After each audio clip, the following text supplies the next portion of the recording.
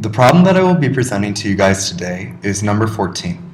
This problem told you that the circuit in the diagram has been connected for a very long time and asks you to find the rate that the electrical energy is converted into chemical energy in the 5-volt battery.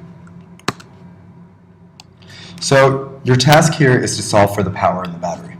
The power is equal to EMF times current, and this is something we learned in class, and you must find the EMF and current in the 5-volt battery. So essentially you have two tasks in this problem.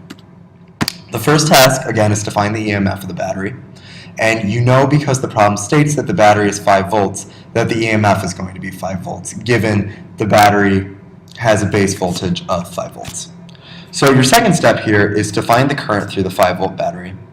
And you are given the note that the circuit has been connected for a very long time.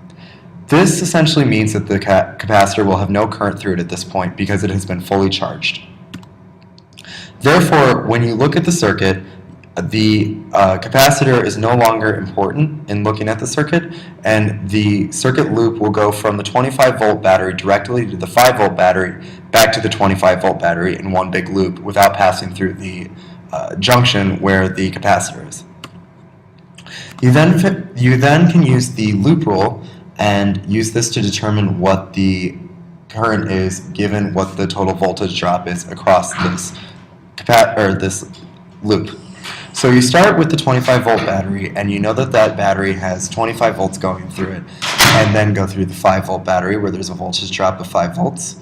Another voltage drop where the resistance is 1.5 ohms in this battery with the current going through it.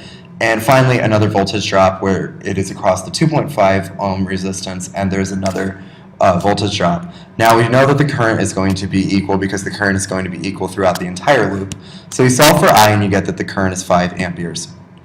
Finally, you calculate what the total power is, and again the power is equal to the EMF times the current. So you're just going to 5 volts times 5 amperes, and you will end up with 25 watts, which in this example should have been answer C. And hopefully you guys now understand how to do number 14. Thanks.